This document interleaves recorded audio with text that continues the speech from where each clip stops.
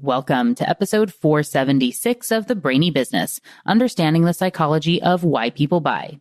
Today's episode is all about setting up experiments. Ready? Let's get started. You are listening to the Brainy Business Podcast, where we dig into the psychology of why people buy and help you incorporate behavioral economics into your business, making it more brain-friendly. Now here's your host, Melina Palmer. Hello, everyone. My name is Melina Palmer, and I want to welcome you to the Brainy Business Podcast. I share a lot of tests and experiments on this show, some of which have been done in academia, some in industry, and hopefully they have inspired you to want to do your own experiments. Of course, for the academics listening, you are potentially already doing lots of these, which is awesome. But in business, real experiments are not as common as we all might like. Experiments matter because they can help you to see if what you're trying is working without having to rely on just instincts or gut feelings. It's one thing to say, I think that did better than we would have before. And it's another to say, we saw a 38% increase in sales when we changed the word them to the number 18, right? Feels totally different. To be able to have evidence like that, to prove that your work is working, or to find areas where it isn't worth the resources you're investing in a type of content that isn't paying off or anything else, to be able to know that, to have that evidence, you need to run some tests. If you haven't done this before, it can feel a bit overwhelming, but it doesn't have to be. In this episode, which originally aired way back in August of 2019, I share my top tips for conducting your own experiments at work.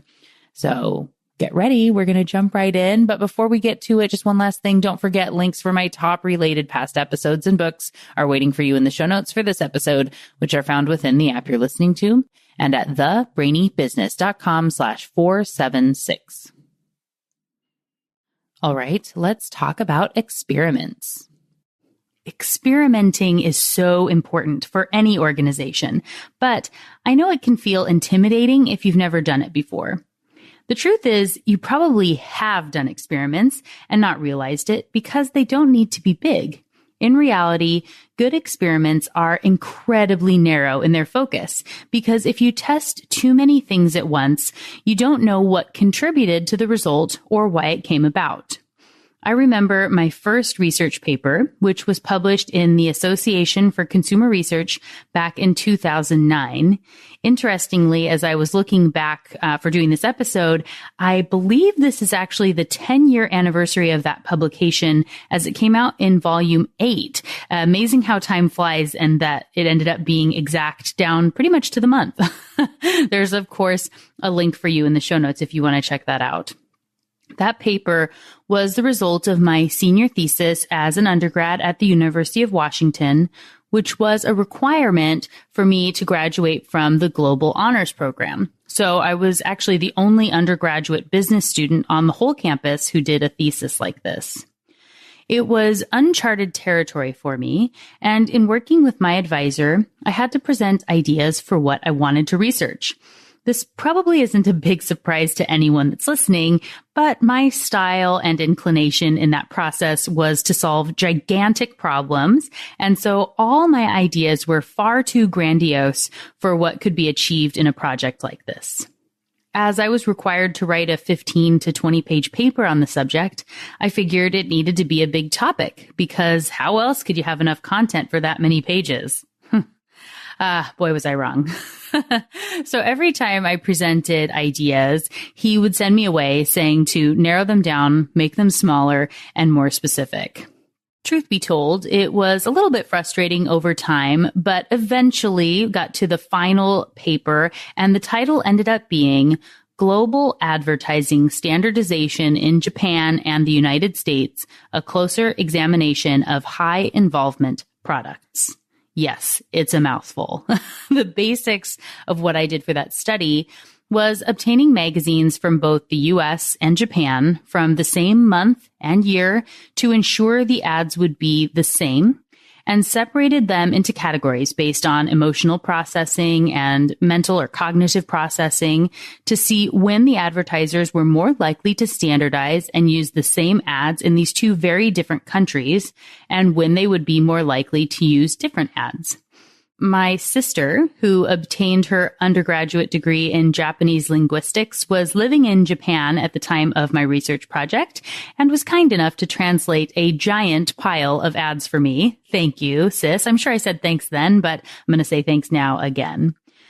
The study found that advertisements for low cognition products, so ones that you have to think less about, were twice as likely to be standardized as high cognition products like cars.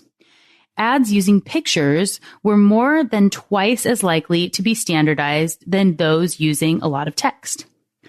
At the time, I didn't realize how useful this information was or how impressive the results were.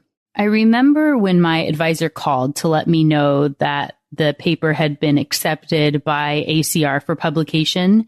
And I said, well, they must pretty much accept everything, right? Is it pretty easy to get in?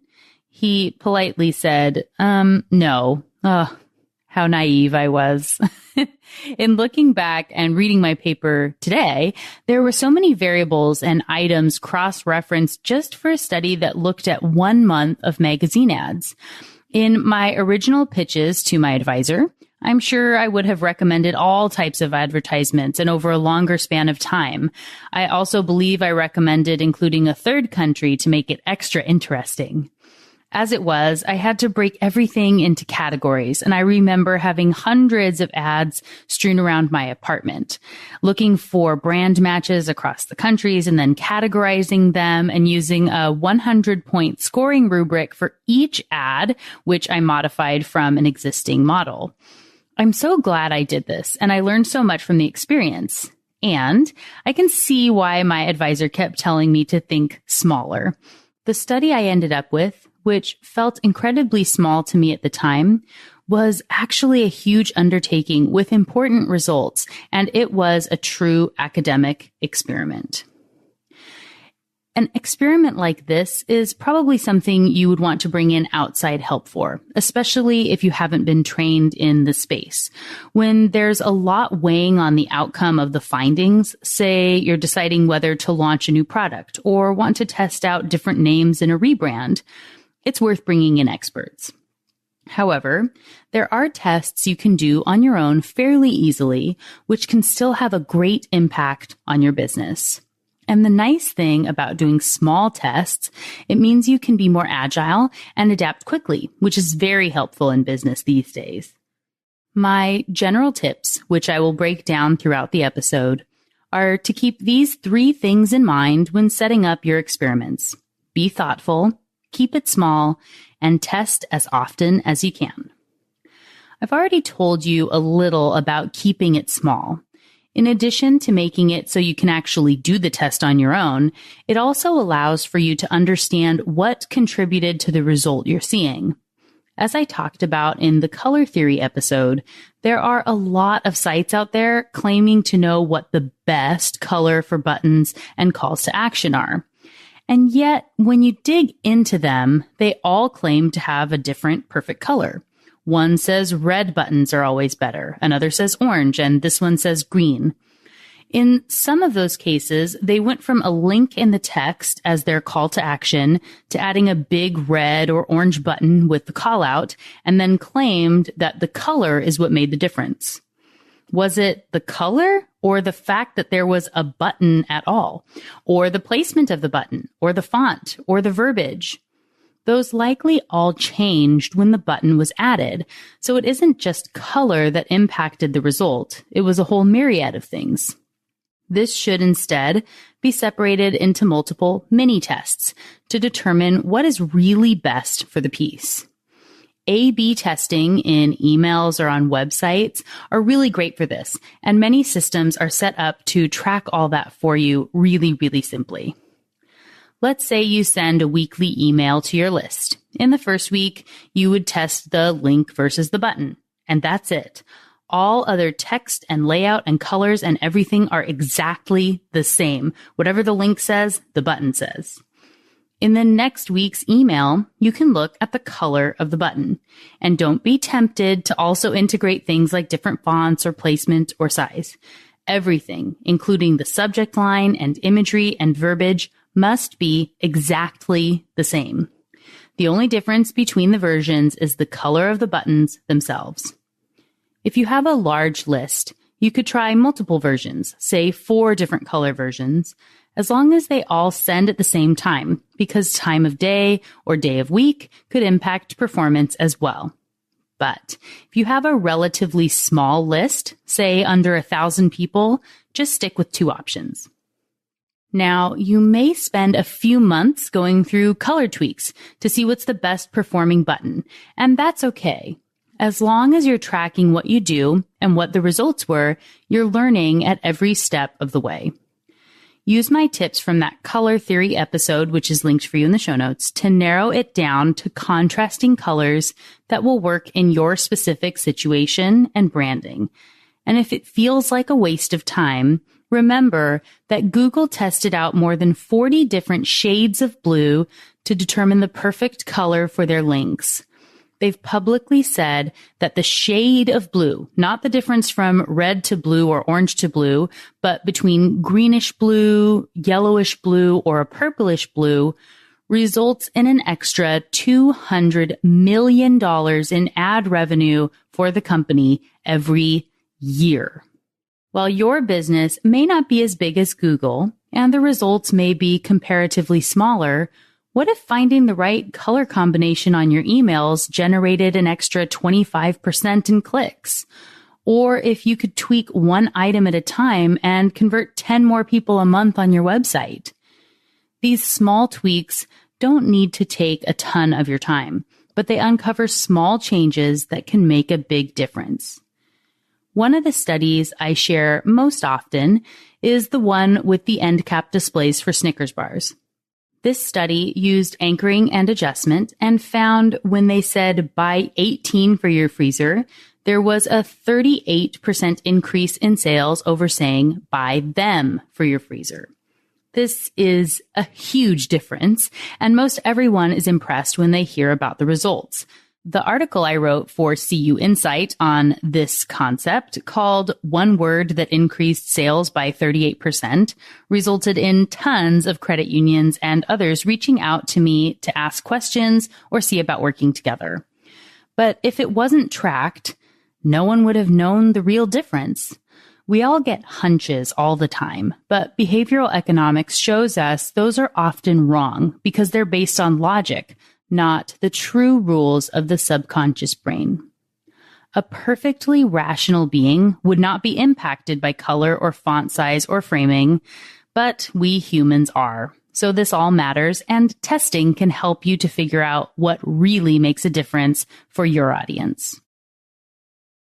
Speaking of framing, some other things you could test would be how your ads or emails or direct mailers or website pages do when you change a number frame. Say in one you put 78% of clients buy from me again, and the next says 4 out of 5 clients buy again, and another simply says most clients buy from me again. I know I've mentioned before when I worked with a credit union on their advertising for their checking account, and we changed from focusing on the APR that you would get to asking the question, did your checking account pay you $315 last year? That their month-over-month checking account openings went up 60%. Again, they wouldn't know this if they hadn't been testing and tracking the information on that project we worked on together. You can also do tests on blog post headers or copy on social media posts, images you use on ads. Really, the options are almost limitless. And this leads us to the second important thing to focus on when you're doing experiments, and that is to be thoughtful. You know, this is one of my favorite things since I close all my emails and podcast episodes with this phrase. But what does it mean for experiments? For one thing, being thoughtful means looking outside of what you always do or what you know to be true. Often, the things we take for granted are those that present the biggest opportunity for learning. Like in that previous credit union example, it's really common to advertise on APYs or APRs, rates of any kind, and that's what everyone else does. So you think it's the best way to go. But behavioral economics teaches us that humans do not always act rationally or with much forethought.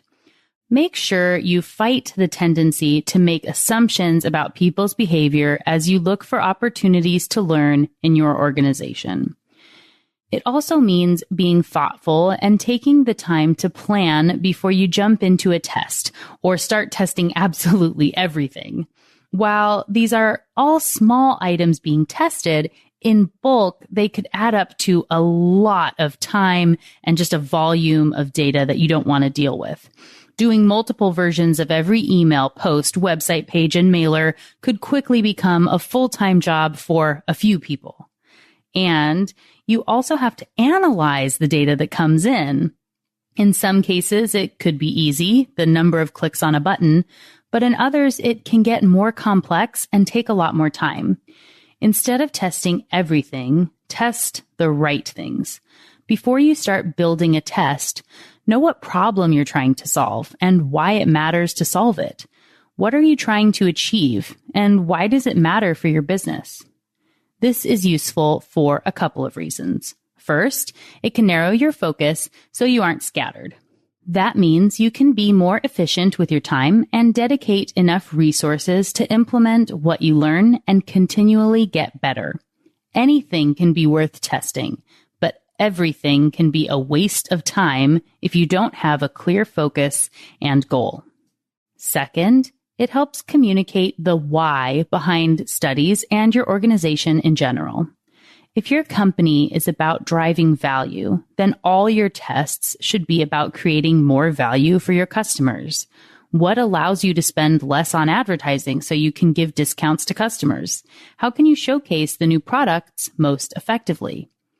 If your company is instead focused on getting additional products in the hands of existing customers, increasing the efficiency of your emails and getting people to notice them is important, as well as getting them to click. If you have an application process, do you know where people get stuck or why? What would get them all the way through? Does a certain type of customer get stuck or is it everyone? It is important, of course, to focus on items that are driving revenue and value to your company. Make sure the juice is worth the squeeze so you aren't putting a huge amount of time and effort into something that will never pay for itself. Being thoughtful allows you to pick your battles. And if you're thoughtful up front, you're building things out with intention and hopefully putting together a schedule of what you're wanting to learn and why it matters to the business. When you test things, they are inevitably going to be findings that seem as though they can impact other areas. It's possible that they do, but it's important to understand generalizability. To put it simply, the results of one test will not necessarily hold true in every situation or for every business. Think back to the red buttons. Because they have a lot of contrast, red buttons would probably do really well on Facebook where they're surrounded by blue.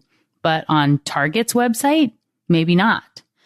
Being thoughtful when you build your experiments will mean you understand what you're looking for and the parameters so you can know how you might be able to extend the findings reasonably beyond the single test. In addition to being generalizable, it's important to know whether the data you're collecting is qualitative or quantitative and how each can be applied. Conversations with people are qualitative. Number of clicks are quantitative. They're both important and should be used in tandem in businesses, but you should have at least a basic understanding of the benefits and limitations of each. I've linked to a short YouTube video that outlines some of those differences, and there's a ton of information at your disposal if you want to learn more about these two categories of research. And when you do find something, dig a little deeper to see what else you can learn. To use a financial institution example, say you sent an email to 1,000 people who are pre-qualified for an auto loan. 500 got one version and 500 got another version where you were testing button color.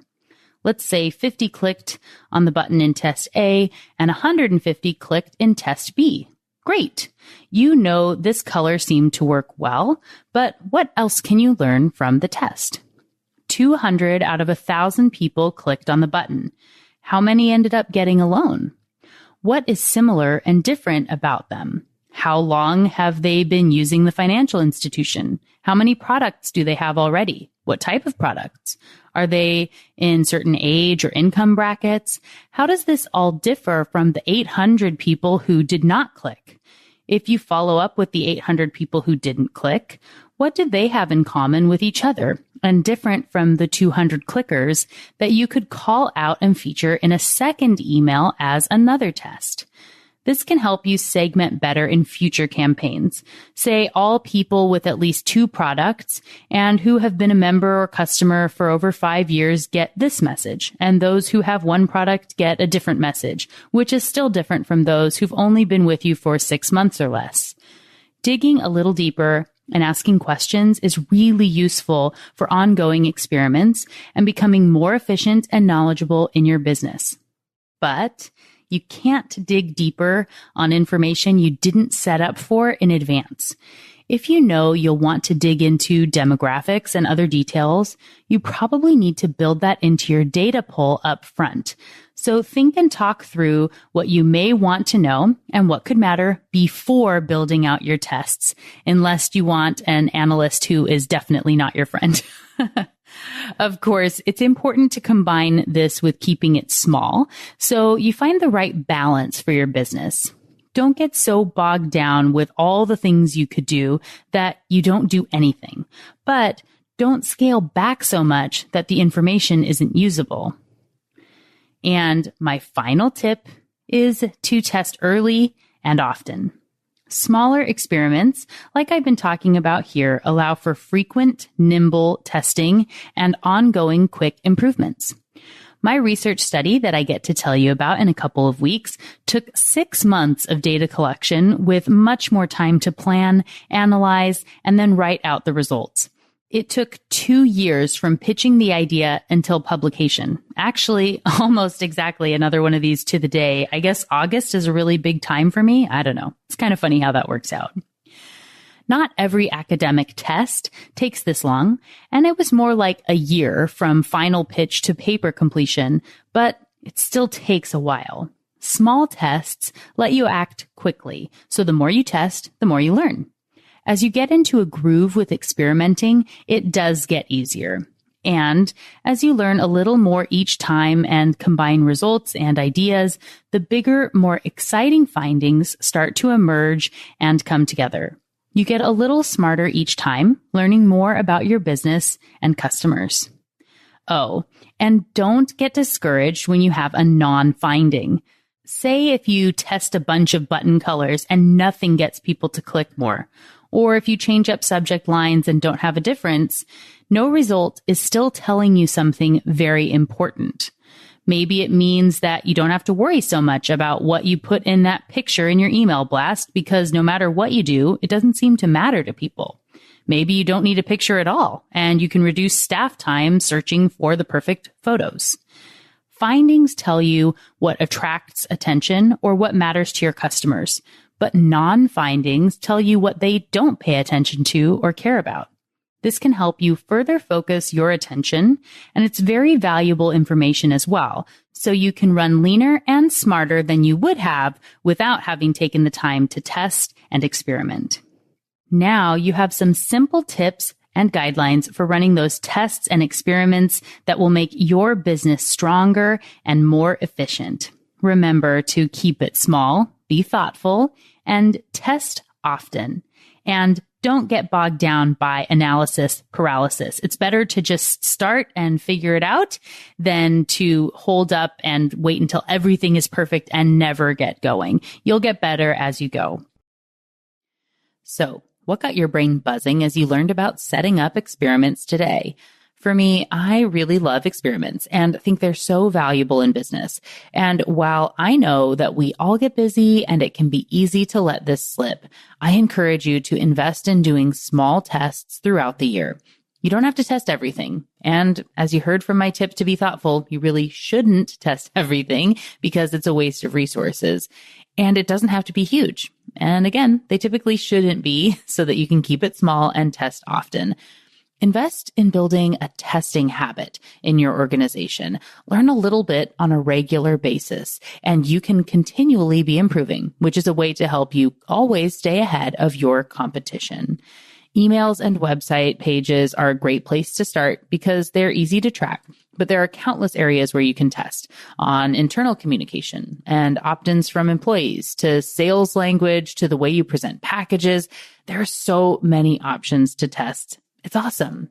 So what are you going to test first? Or what have you tested already? I'd love to hear about it. Please come share it with me on social media. You'll find me as The Brainy Biz pretty much everywhere and as Melina Palmer on LinkedIn. And of course, if it is a more sensitive test, feel free to email me, melina@thebrainybusiness.com. I can't wait to hear from you and learn how you're using testing in your work. And who knows, maybe it'll get featured on an upcoming episode of the podcast. If you have really cool stuff that you're doing that would make a great case study to share here or on LinkedIn or other places where I write articles, let me know. I'd love to hear about it. As we close out the show, don't forget about those show notes with links to my top related past episodes and books and more. It's all waiting for you in the app you're listening to and at thebrainybusiness.com/476. And just like that, episode 476 on setting up experiments is done. Join me Friday for a brand new episode with Dr. David Daniels to discuss whether or not investors value gender diversity. It's going to be a lot of fun. You don't want to miss it. Until then, thanks again for listening and learning with me. And remember to be thoughtful. Thank you for listening to the Brainy Business Podcast.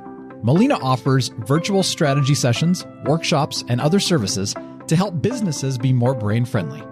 For more free resources, visit thebrainybusiness.com.